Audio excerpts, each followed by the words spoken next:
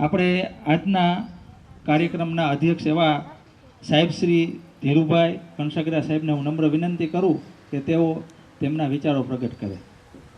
સાહેબ શ્રી ધીરુ સાહેબ.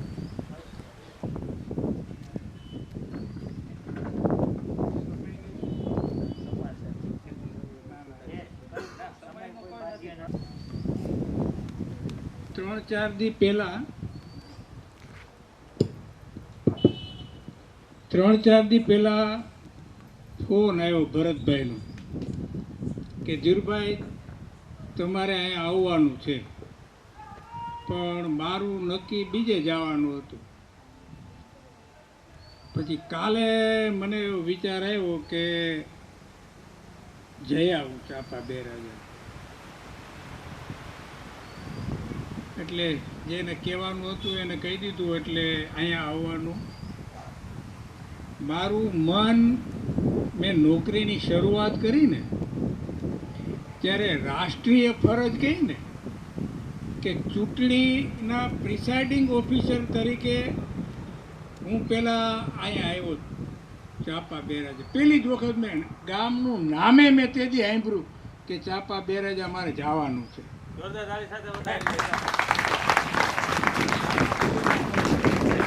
અને હું આવ્યો તો બસમાં છેલ્લો હું રહ્યો. બસવાળા બધાને ઉતારતા છેલ્લે મારવા વાળો આવ્યો. પણ આવીને મેં આમ જોયું તો અહીંયા જામનગરની બહેનોનો NSSનો કેમ્પ અહીંયા થયો તો એવા સૂત્રો લખેલા હતા. હું કહું ગામ છે સંસ્કાર. આ ઉતરા પહેલા આ મારું નિદાન હતું કે ગામ છે સંસ્કાર. એટલે આ ગામની છાપ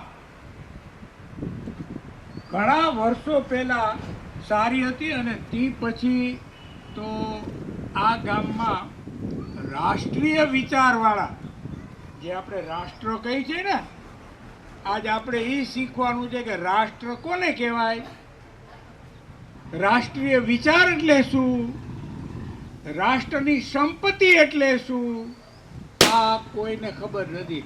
રાષ્ટ્રની સંપત્તિ, આનો વિચાર આપણે કરવાનો છે. અને તમારા ગામના શિક્ષણ પ્રેમીએ કીધું ને કે સ્વનું અભિમાન હોવું જોઈએ. આ મારું છે એનું અભિમાન હોવું જોઈએ. હોવું જોઈએ કે ના હોવું જોઈએ? તો આ અભિમાન આવે કેમ? તો કે આના ક્યાંય ક્લાસીસ નથી. આનું સ્વનું અભિમાન જો નિર્માણ કરવું હોય તો ભગવાને આપણે સરસ મજાનું મોટું મેદાન દીધું છે. એ મેદાનમાં રમો. રમતા રમતા તમારામાં જે ગુણ છે, ભગવાનના ગુણ, તમે જે કંઈ આશીષ લઈને આવ્યા છો, એ રમત ગમતમાં જ દેખાય, બહાર આવે. અનૌપચારિક રિસેસમાં તમે રમતા હો તો શિક્ષકને ખબર પડે કે આ બેન બરાબર છે, ઓલા ઉર્મિલા બા બરાબર હોશિયાર છે, જો કેવી રીતે જમે છે, તો બધાને જમાડીને જમે. જો આ ધ્યાન રાખવાનું, રિસેસમાં કાંઈ નાસ્તો કરતા હોય તો આપણી બાજુમાં કોઈ પણ ના હોય તો એને પેલા ખવડાવીને ખાવું. આ આપણી સંસ્કૃતિ છે, આ આપણો વારસો છે. અમે ભણતા ને, પ્રાર્થના બોલતા ત્યારે તો કેવું વાતાવરણ હતું, પવિત્ર વાતાવરણ હતું. ત્યારે આટલી આ બધું નહોતું થાય. તે તો હાર્મોનિયમ ને તબલા ને એવું જ હતું. પણ એ જે અમે ગીત ગાતા, પ્રાર્થના બોલતા, એ હજી આવડે અમને, હજી યાદ છે. તો કે એ યાદ શું કરવા છે?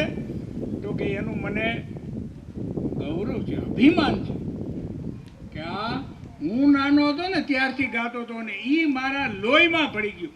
અને લોહીમાં ભળી જાય પછી એ સ્વભાવ બની જાય. તો આપણે શું બનાવવાનો છે?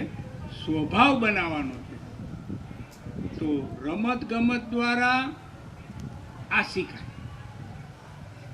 એવું તમને એક ઉદાહરણ દઉં કે હું કાલાવાડ હાઈસ્કૂલમાં નોકરી કરતો, હાયર સેકન્ડરીમાં નિવૃત્ત થઈ ગયો 2007માં. પછી જામનગર આવ્યો. જામનગરે વારો આવ્યો આમ ગામની શેવાળે રહેવાનો. ત્યાં ક્યાંય શાખા નહોતી લાગતી. મને કાંઈ એમ શાખામાં એટલે બાળકો ભેગું રમવાની બહુ મજા આવે, રમાડવાની મજા આવે. તો હું ત્યાં નાના નાના બાળકો હારે રમતો. આ વડીલ છે ને એવા ન્યાય વડીલ હતા કેટલાય. એ કે ઓલા સાહેબને શરમ છે એ કે એવા ઝીંકા ઝીંકા છોકરા હારે રમવા માંડી ગયા. પછી એમાંથી એક ભાઈએ મને કીધું કે ધીરુભાઈ પેલા બાપા આવી વાતું કરે, એ તો એની સમજદારી પ્રમાણે કરે, એમાં હું કહું. પછી એક દી બાપા બધા બેઠા હતા ને હું ન્યા ગયો. હું બાપા તમે સવારે બધા ક્યાં વયા જાઓ, જોજો આ સાંભળ્યો તો તમારા માટે છે. હું કહું બાપા તમે સવારે ક્યાં વહી જતો? હવે હવેલીએ જાય. હું કહું હવેલીએ ત્યાં શું કરવાનું હોય? ત્યાં લાલાને રમાડવાનો હોય. હું કહું એમ? તમારો લાલાને રમાડો તો કોઈ દી વાત કરે તમારો લાલો? તો તમે કીધું લાલો કોઈ દી વાત કરે? હું કહું હા મારા લાલા મારી હારે રમે, મારી હારે ગીત ગાય, હું જેમ કરું એમ કરે. એ ઈ લાલાને ધ્યાન દ્યો, ઓયલો લાલો તો ત્યાર જ છે, એને રમાડવાની જરૂર નથી, જરૂર છે આ તમારા લાલાને. એટલે આ લાલા છે ને બધા બેઠા છે ને એની હારે રમવાની જરૂર છે. વાલીઓને અહીંયા તો એક જ બેન છે,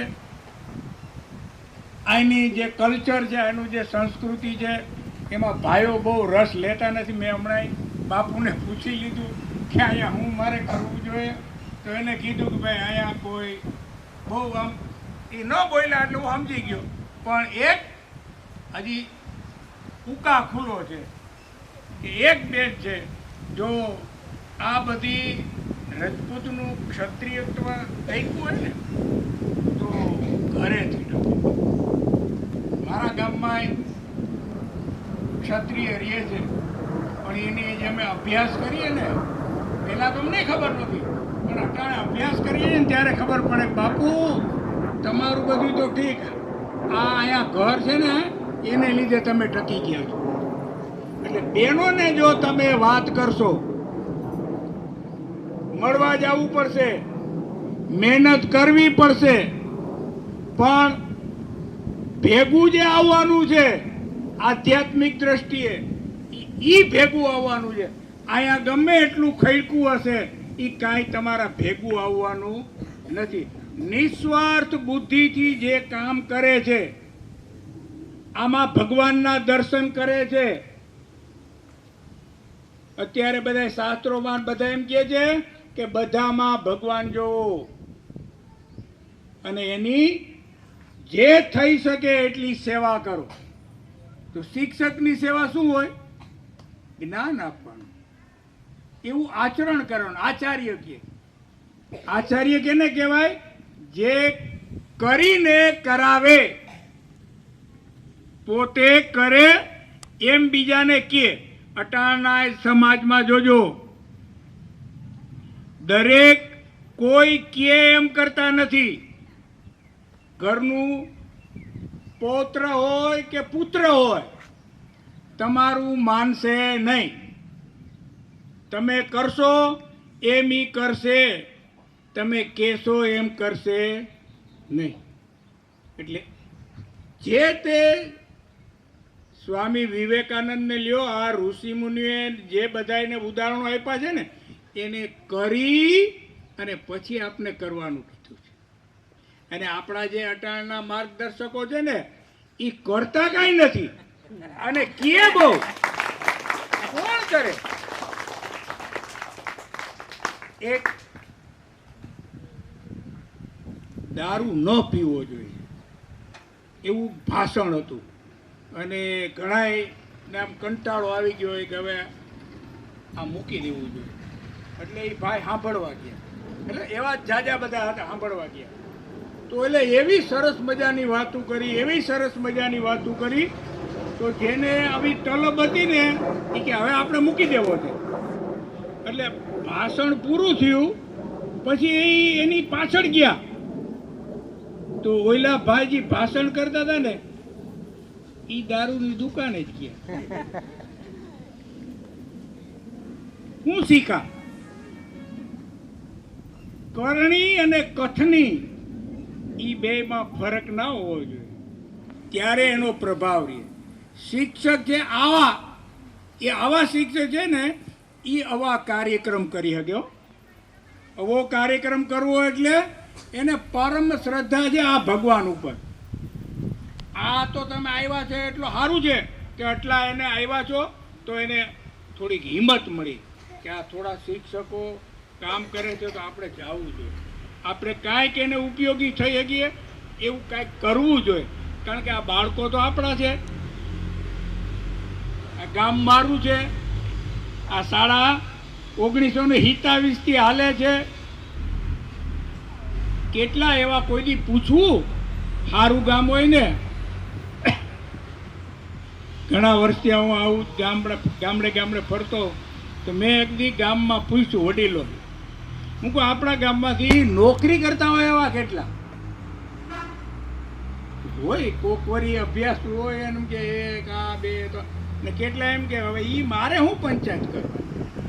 અરે ભાઈ, આપણા ગામમાંથી ડૉક્ટર કેટલા, એન્જિનિયર કેટલા, આ બધી જાણકારી જો આપને હોય તો આપણી નવી પેઢી એમાંથી કાંઈક શીખે.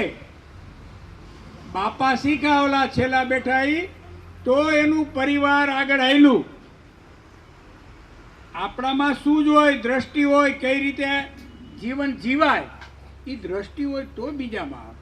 એટલે ગામમાં સારી વ્યક્તિ કોણ છે, સારી એક્ટિવિટી શું છે એ આપણે બરાબર જાણવી જોઈએ. આ બધું કામ છે એ એમનેમ થાય. હવે પહેલાં તમારા 1-2 એવાય તમને ઉદાહરણ દઉં કે આ જે કાર્યક્રમ છે, તમે જેનું પેમ્પલેટ આવ્યું છે એ વાંચશો તો તમને એમાં ખબર પડશે. આટલું હાલે છે ને, સંભળાય છે ને સાહેબ? તો એમાં શૈક્ષિક એવો શબ્દ પ્રયોગ છે. તો કેટલાયને ન સમજાતું હોય તો એવું પૂછવું જોઈએ કે સાહેબ આ શું છે? આચાર્ય સાહેબને, શિક્ષકને ગમે ને પૂછવું જોઈએ કે આ શું છે, આ કોની પ્રેરણા છે? કે આવું કે આ મારી સ્કૂલ અને મારી સ્કૂલનું મને ગૌરવ હોવું જોઈએ, અભિમાન હોવું જોઈએ. એ અભિમાનને સ્વાભિમાન કહે છે. પણ ભાઈએ કીધું ને, ખાલી અહંકાર ના હોવો જોઈએ. રાવણને જેમ આવ્યો ને અહંકાર, એ બરાબર નહીં. મારું છે બધા માટે છે. આ ઋષિ મુનિઓ એમ જ કીધું છે કે મારું છે, મારું કાંઈ છે. કોનું છે? આપણા બધાયનું છે. એટલે આધ્યાત્મિકમાં હવે જે બધા જાતા હોય ને એને ખબર પડે કે બ્રહ્મ એક જ છે. એટલે આપણે બધાય એક જ છીએ. આ ભાવથી રહેવાનું છે.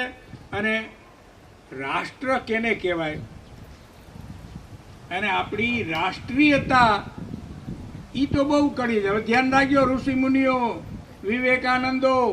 હવે પછી હું આમાં કોકને પૂછું કે ભાઈ તમે આ બેનને ઊભા થઈને કરું ને ઓલા બધા મૂકી દે તો કશ્યપ ઋષિને ગોતી આવો તમે. કશ્યપ ઋષિને કોને પહેર્યું છે? કશ્યપ ઋષિનું આમ ના. એટલે આ એનામાં ટેલેન્ટતા હોવી જોઈએ કે આ બેન ઓલા કશ્યપ ઋષિ, આ એટલે વિશ્વામિત્ર, આ એટલે વશિષ્ઠ. આ બધું ટેલેન્ટતા એનામાં નાખવી પડશે. એટલે એવી રમતો રમાય. ખાસ હું એ કહું છું તમે રમત રમાડો કે રમત રમતા રમતા 4 ધામની રમત રમાડું. મારી શેરીમાં રમાડું, નાના બાળકોને રમાડું તો એની માયુને મજા આવે. 3 વર્ષ રમાડી તો 4 ધામની યાત્રા. એટલે હું પછી એમ મજાકે કરું, કેટલાય બીએ ના તેને ભણે. હું આમાં કેવું હાજુ 4 ધામ ક્યાં 4 ધામ તો એ ખબર ના હોય. એમ બીએ થયેલો હોય તો 4 ધામ કેને કહેવાય એ બાળકોને આપણે રમતા રમતા શીખવાડવાનું છે કે 4 ધામ ક્યાં. પશ્ચિમમાં કયું, પૂર્વમાં કયું, ઉત્તરમાં કયું, દક્ષિણમાં કયું, આ ચારેય ધામની રમત રમાડીએ. અને પછી એમાં એ રમતનું નામ છે મોક્ષ મેળ્યો રે મોક્ષ મેળ્યો. તો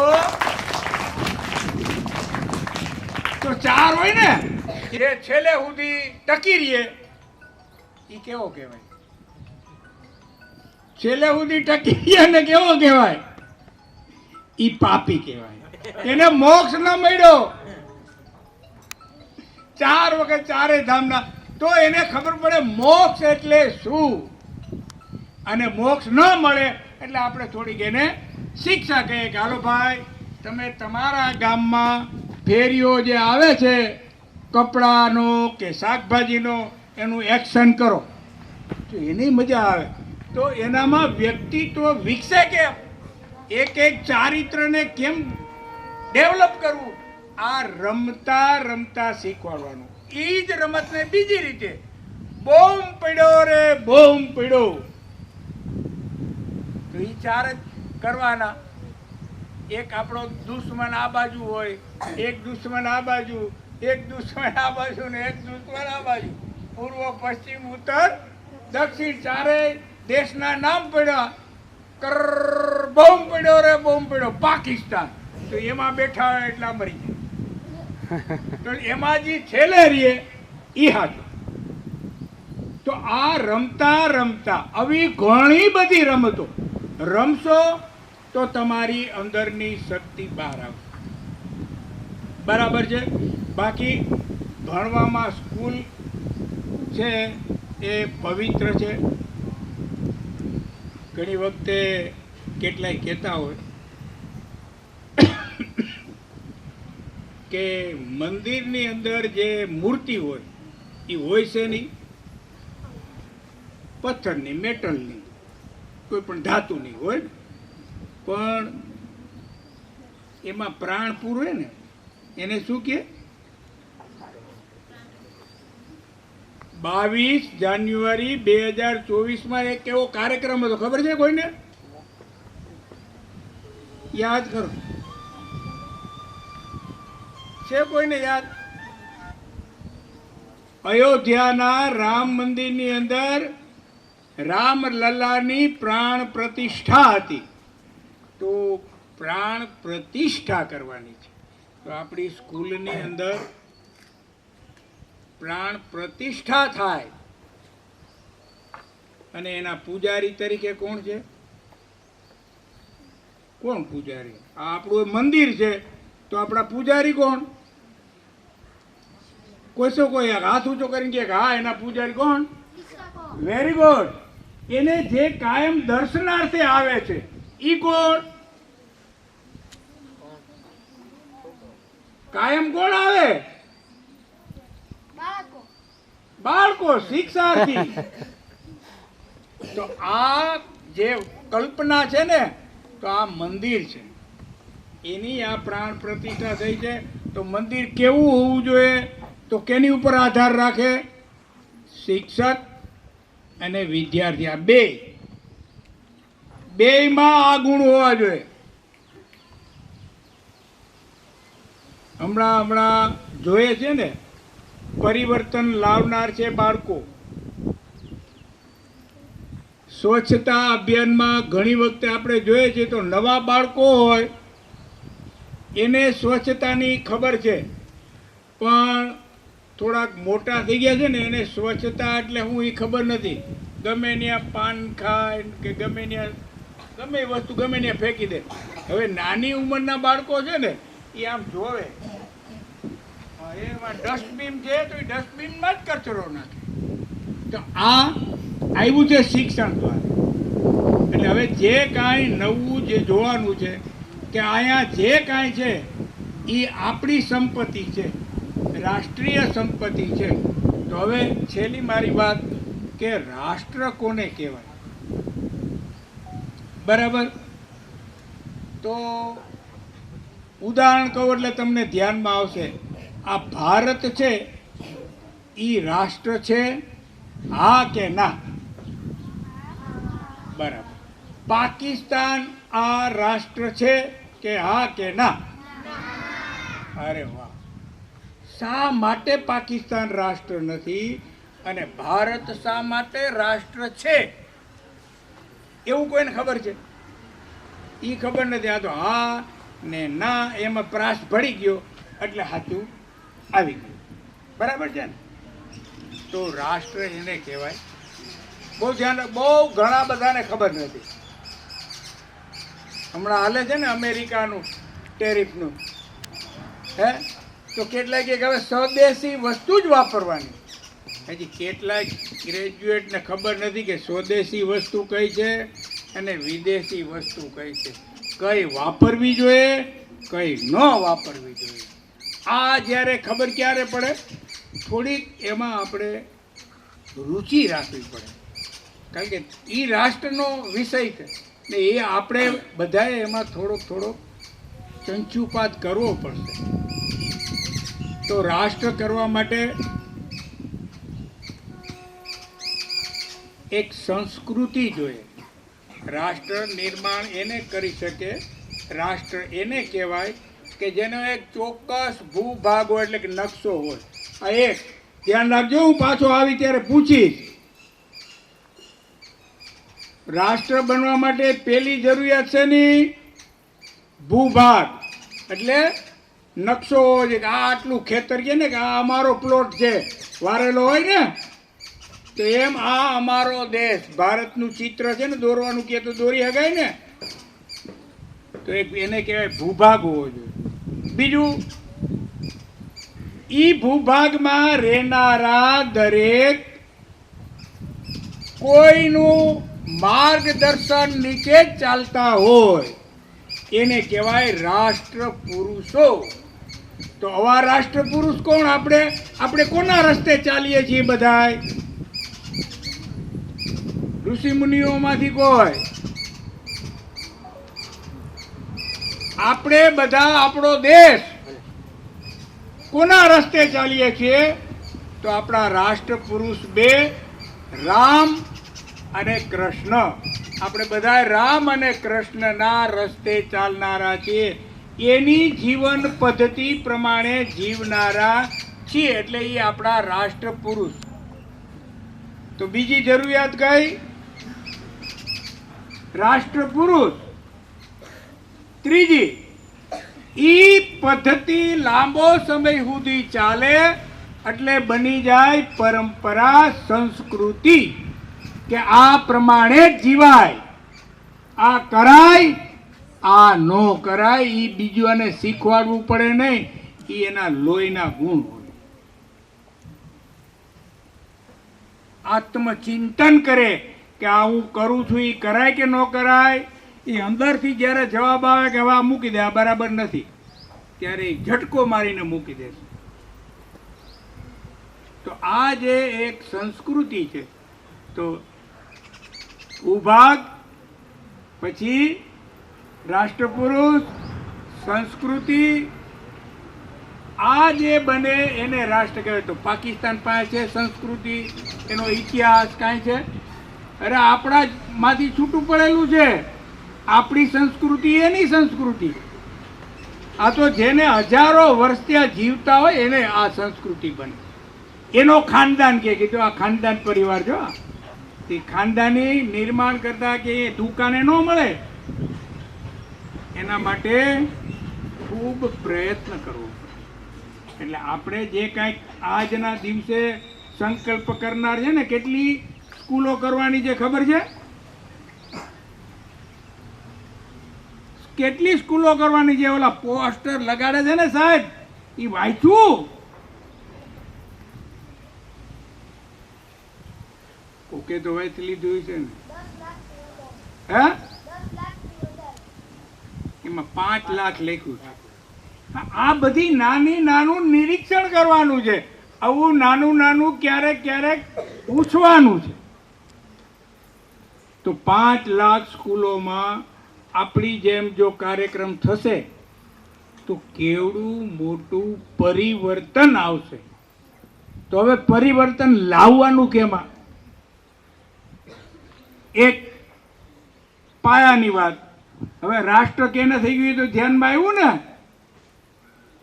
તો કોને રાષ્ટ્ર કહેવાય? કે જેની પાસે જીવન જીવવાની પદ્ધતિ છે. તો આપણી પાસે પદ્ધતિ છે. કેવી પદ્ધતિ છે? સાચું કહેજો, બહુ ખોટું નહીં બોલતા. સવારે ઉઠીને એટલે કે અહીં સ્કૂલે ભણવા આવે છે, પોતાના માતા પિતાને પગે લાગીને આવતા હોય કેટલા? બહુ સારું. જય 5 વાગે છૂટીએ અને ઘરે જાય ફરી પાછા પગે લાગતા હોય એવા કેટલા? આ બે કરવાની જરૂર છે. સુધારે કોણ ખબર છે? આપણા વડીલો હોય ને એને સુધારવાનું કામ એ બાળકો કરે. બાપા દાદા આ ન કરો, દાદા નહીં મને નથી ગમતું, જાઓ. તો દાદાને પરિવર્તન આવે, દાદા મૂકી દે, નથી કરવું, જા આજથી બંધ. તો આ હું કરવાનું જે તમને કહું છું ને, એવા કેટલા બધા સમાજમાં દાખલા બનેલા છે કે નાના નાના બાળકોએ ઘરમાં સુધારો લાવી દીધો છે. કેનેથી? તો કે કાયમ નિશાળે જાય કે ઘરની બહાર જાય તો રજા લઈને જાય, પગે લાગીને જાય, જય માતાજી કરીને જાય. આ બધી જે ટેવો છે ને એ જ આપણા સંસ્કૃતિને ઉપર લાવે. એ જ આ સ્કૂલને સ્વાભિમાનથી કહી શકે કે આ મારી સ્કૂલમાં આ સાલમાં હું ભણતો હતો ત્યારે આ સાહેબ હતા, ભારી મજા આવતી. એ બધા જે હવે આમાં મોટા થયા ને 1927થી હાલે કે આમાજી કેટલાય ભણી ગયા છે ને, કીધું ને કે હમણાં હું 46 ભણતો હતો. તો હજી એના મિત્રો છે ફોરેન, એ આવે ત્યારે કાંઈક ને કાંઈક પ્રોગ્રામ કરીને મજા આવે એની સ્કૂલમાં. તો એ મિત્રતા છે, એ એક સંભારણું છે.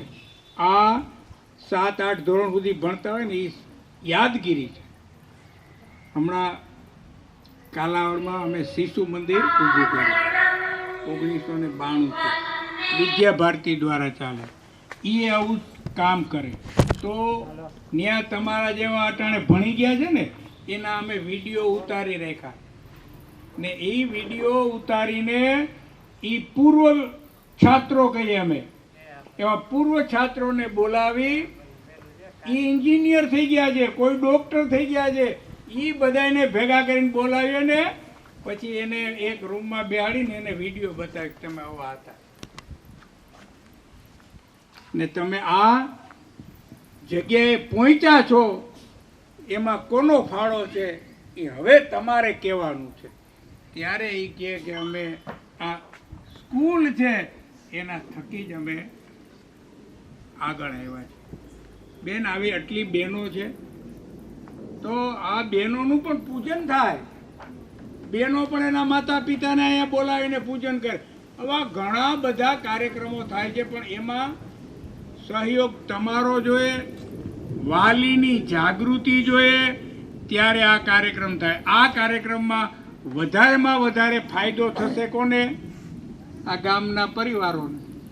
આ સાહેબોને કંઈ ફાયદો નથી. સાહેબોને તો આનંદ થશે કે આજ આપણે જે કરાવવાનું હતું એ કર્યું, એનો આપણે આનંદ છે.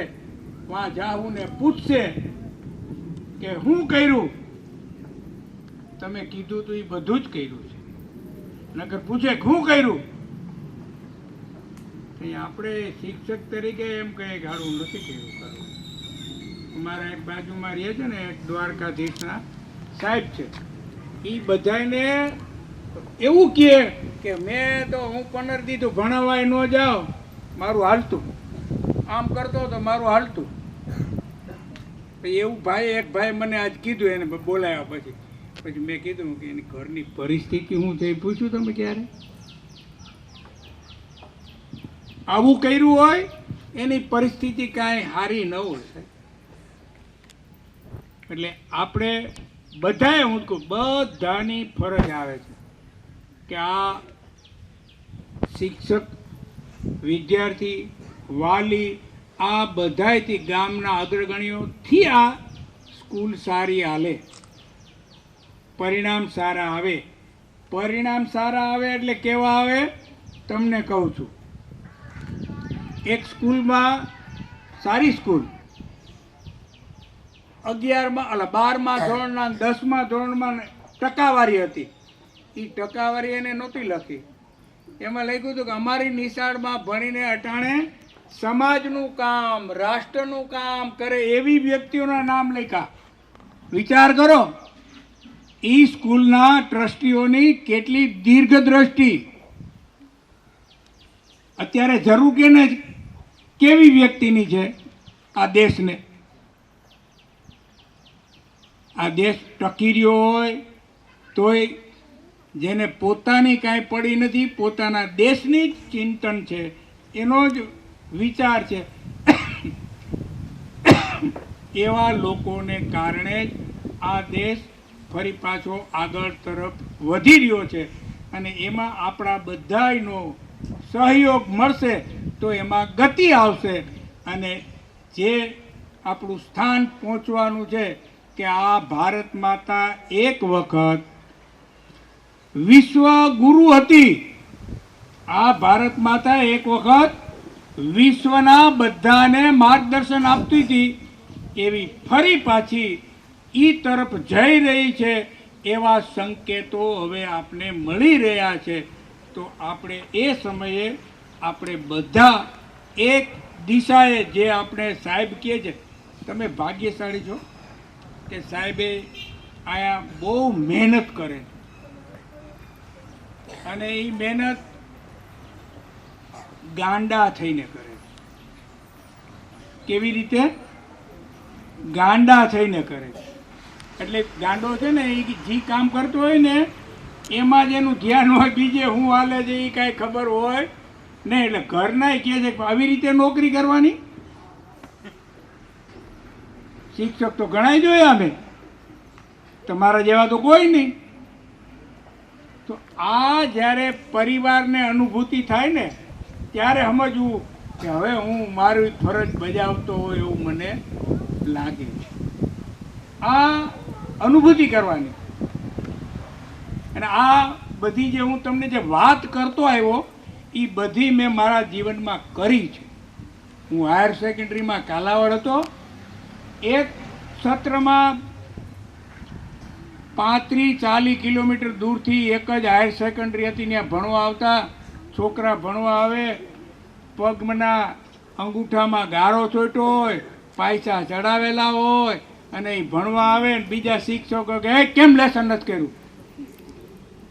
પછી સ્ટાફ રૂમમાં બેઠા ને એને પૂછું કે સાહેબ તમે ખેતી કરી, કેવી પરિસ્થિતિ હોય તમને ખબર છે?